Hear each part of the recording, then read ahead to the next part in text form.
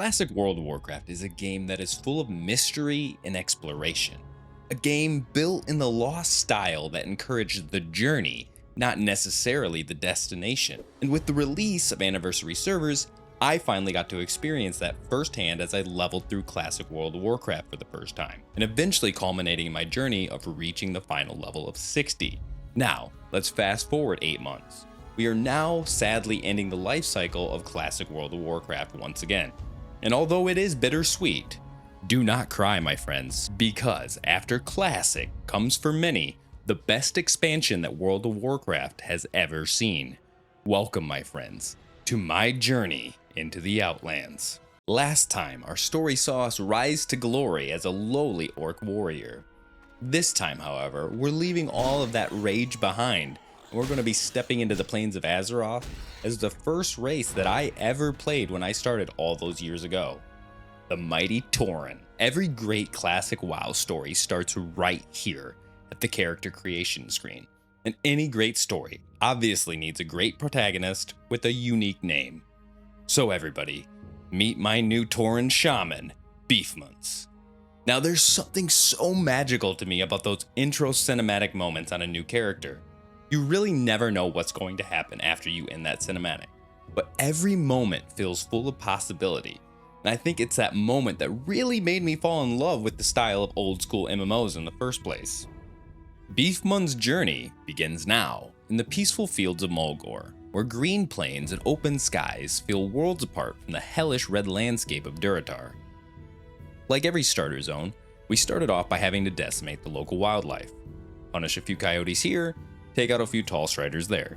But it did not take long for me to realize just how different playing a shaman feels compared to my warriors. If I ever even looked at a mob on my warrior that was, say, more than 2 levels higher than my character, I would basically immediately fall over dead. If I tried to fight more than 2 mobs at a time, yeah, I was enjoying a nice little corpse walk back to my body. And that pretty much persisted and seemed to sum up the warrior leveling experience that I had all the way up until I would say the mid-40s. So you could imagine my excitement the first time I could attack 2 mobs at once and just heal through their damage. And after finally defeating the lower level creatures around the camp, we were sent to deal with a quillboar problem that was getting out of hand. And once arriving, not even their shamans could match my elemental power. I, at level 5, started to basically feel unstoppable. But it was that confidence that almost got me killed already. I quickly learned that although leveling my shaman warrior felt like completely different games, this is still not retail, and I can still get my butt kicked while leveling from random mobs.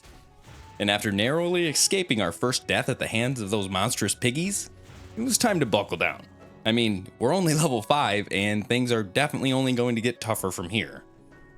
Now, back at Camp Narache, I was hailed as a hero for clearing out the quillboars. But there was no time to rest. It was time for our first shaman-only quest. After a short trek, we reached a giant ceremonial pillar, and I summoned an even bigger earth elemental, who apparently blessed me with the power of earth. Honestly, I'm still not sure what that means, but hey, I'm really not going to question it because this meant we got our first totem already. And with that, all the quests from the first starter zone were finished. So this meant we were about to trek on what felt like a never-ending walk to finally reach Bloodhoof Village, the second quest hub. Upon arriving at the village, I grabbed all the available quests, shook off the odd name of the village, and set back out into the open plains. Now, with all these starter quests behind us, it was time to really see what being a shaman was all about. And over the course of the next couple hours, we knocked some sense into some goblins, spent what felt like 3 hours escorting a ghost wolf, and ran into this Tauren that was obviously dabbling in some suspicious dark arts. We got chased by a murderous pack of gnolls, and all of this is basically just your average day in Mulgore. But at the end of all of these events, we were finally level 10. That meant that it was time to choose our spec. And although playing an elemental shaman really does sound like a lot of fun, the idea of dual-wielding 2 massive one-handed weapons in Burning Crusade, it was just too tempting for me to pass up. But let me know what you guys think down below. Should I go elemental or should I play enhancement in the Burning Crusade? With our path currently chosen, it was time to get back to questing. And just as I was about to set out for our next quest, we ran into our first rare mob. As I was about to face the legendary beast, I was attacked from behind by a cougar. And yes, I've dealt with plenty of cougars before. That's normally in a bar setting, and that's a story for another time. Now, with this cougar taken care of, it was finally time. And our fight was glorious. A tale for the ages.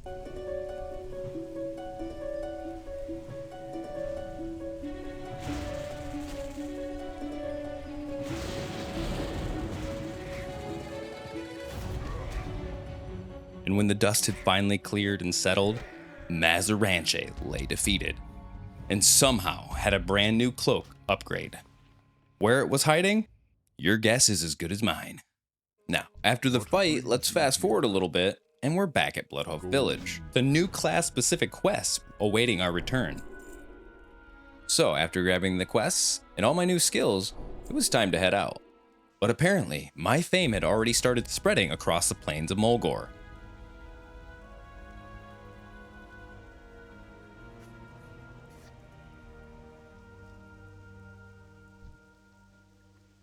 Well, that was both uncomfortable and lovely at the same time. Our first quest involved a run-in with the Alliance, and surprise, surprise, these evil bastards were trying to ravage these sacred lands for our precious metals and ores. And once the dwarves were dealt with outside, I entered the goblin and human mine. These guys came for Tauren metals, and they got to taste some Tauren metals alright. I actually ended up snagging my first green item off these guys, and unfortunately it was an item that I couldn't use. But I was hopeful that it would fetch at least a decent amount of silver off the auction house. And upon leaving the cave, I was immediately ambushed by a pack of cowardly Alliance, and I honestly nearly died, and I probably should have. Thankfully, my Earthbind totem came in clutch once again, and on my warrior, I would 1000% have died. Moments like these are why I'm really starting to love the utility of being a shaman. And after turning in the quest, we were officially ready to set out for the Tauren capital city of Thunderbluff. A city so iconic to classic World of Warcraft with its brick walkways and towering cliffs, it has a lifetime full of memories for anyone who's ever been a Horde. After frolicking around the city and gathering the flight path, as well as doing some much needed character maintenance, I gathered up all the quests for RFC, making sure to also pay my respects to this fallen orc brethren at the base of the flight path. This meant that it was time for us to leave Mulgore behind, and it was time to head to the largest gathering of degenerates since Call of Duty Modern Warfare 2 lobbies. The Barrens. Alright, sure, maybe it's full of some, questionable characters, but nothing feels more iconic for leveling a Horde than the Barrens. After traveling north through the higher level zones, I finally reached the crossroads. And the moment I arrived, I had to pause and admire this absolute unit of an orc warrior, standing proud in front of the inn. I vowed to one day be as cool as him. Now, only time will tell if that's true. Being this close, I had to take a short break from questing in the Barrens to go and visit the Horde capital of Orgrimmar. There's just something magical about standing before its war-torn gates for the first time on your new character, and walking through Orgrimmar's crowded streets and seeing all of these max-level versions of your class and other classes can be all the motivation that you need to chase those goals that feel impossible when you were first looking at the character screen. While in Orgrimmar, I also stepped into the War Chief's throne room and learned of the Burning Blade cult's dastardly plans. They intended to seize Orgrimmar from within. So with our new mission in hand, off we went to teach these misguided warlocks what true magical power looks like. All while trying to snag one of their insignias along the way. Now this journey would take me over an hour to find these insignias. I eventually teamed up with an orc shaman named Kaboom and a troll mage named Tanbanka, helping each of them find their insignia in under 10 minutes. Finally, after what felt like an eternity, the insignia was ours. This meant it was time for us to head back to Orgrimmar and take on our first dungeon. That's right, my friends. It was time for a little RFC. Now, the group actually came together quickly, and after a nervous walk through the Cleft of Shadow, we had arrived. Now, I'll admit, to save time hunting for a group, I didn't really queue up as a DPS. I took advantage of being a shaman and decided to cosplay as a healer. At this point, the only heals I have are just different ranks of healing touch. I don't have any heals over time or any buffs, just one heal. So we were gonna have to get crafty and basically just hope for no major pools or accidents, which literally happened like 30 seconds into the run, when we had an accidental mob pool and me simultaneously running out of mana, resulting in a very close call right off the rip.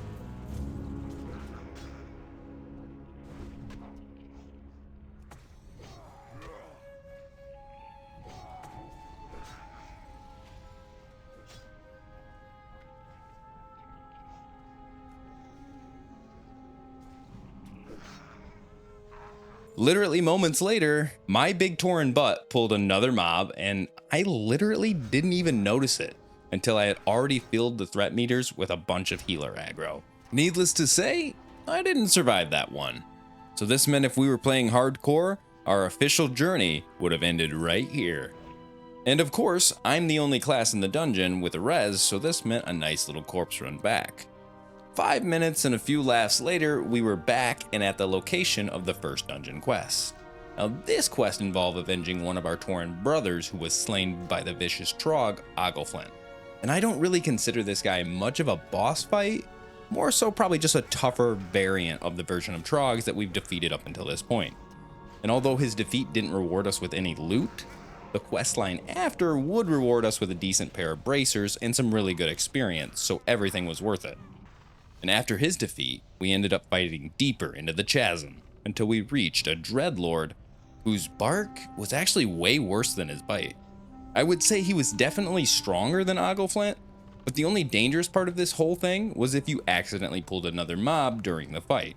After we defeated him, he ended up dropping a nice cape upgrade, and although we were hopeful, we didn't end up winning. I did remember to loot him and grab his heart for the quest. This meant our next challenge was fighting through some more densely packed mobs on the way to the next quest boss, a satyr named Basilan. And although this boss was likely the second strongest in the entire dungeon, he literally only dropped 5 linen cloth. This meant that with his defeat, we only had one last remaining boss, Jirkosh the Invoker. But we decided to cheese things a little bit and drop down on him like a medieval band of Navy SEALs to avoid having to fight all of those unnecessary mobs.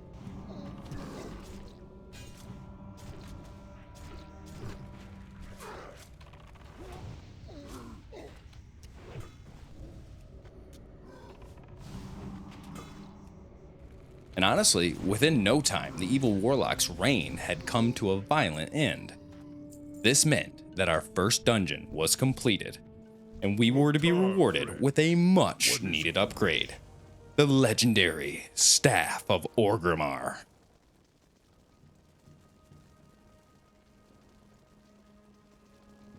With my amazing new weapon in hand, it was finally time to head back and complete the class quest we picked up all those moons ago in Bloodhoof Village. But first, I had to grab my skinning skill increase, trying to stay ahead of the game here and try and line my pockets with an extra little bit of silver. Now, high atop a mountain stood a brazier, home to the spirits of fire, and with my special summoning dance, I forced the elementals into our mortal plane, where I had to quickly dispatch of them and grab a glowing ember. And with this new elemental trinket in hand, I had to return back to the Barrens, back to Cranel Fiss, to earn my very first fire totem. The elements began to recognize me as a wielder of great power and one capable of mastering their ways. It was finally time to get back to the Baron quest that I'd been putting off this entire time. And along the way, I ran into a mage named Balward, who kindly invited me to his party right before he killed an NPC that actually takes a ridiculously long time to respond, so I was very thankful.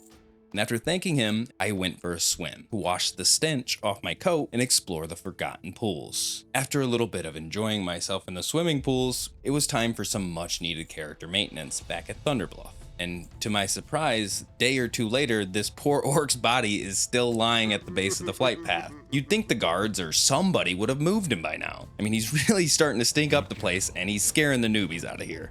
While there, I also picked up the quest for one of the biggest and longest lasting upgrades we'd probably see for a while, the Crescent Staff, which meant it was time to enter one of my favorite and most memorable dungeons from my early days in WoW, the Wailing Caverns.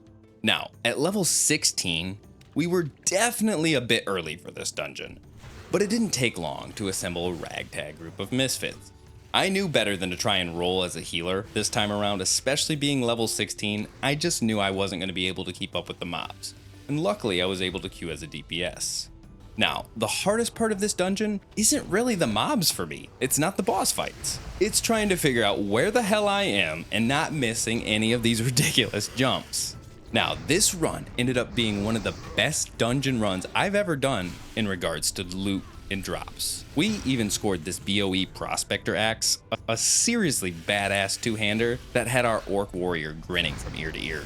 But he wasn't the only one that was getting lucky. I mean, this dungeon dropped multiple upgrades, not just for me, but pretty much everyone in the group, except for this rogue, who somehow managed to get his feelings hurt because I snagged a set of gloves he wanted. There I was, sitting in literal rags, staring at him all decked out in gear that he admitted to sending over from his main, complaining to me. Well, I guess you can't please everyone, I suppose.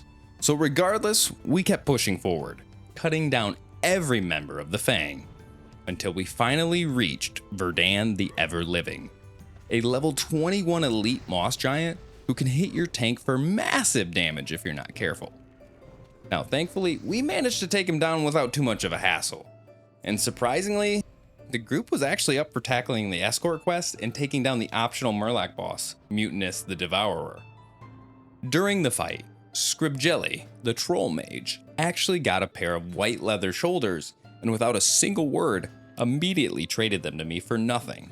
What a true gentleman and a scholar.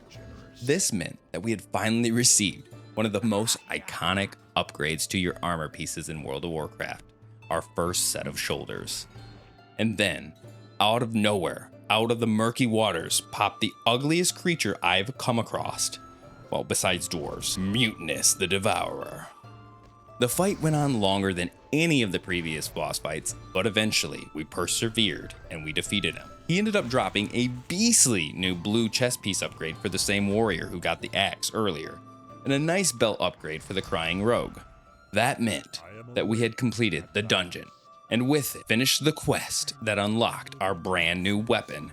It was time to retire the Staff of Orgrimmar and wield the Crescent Staff.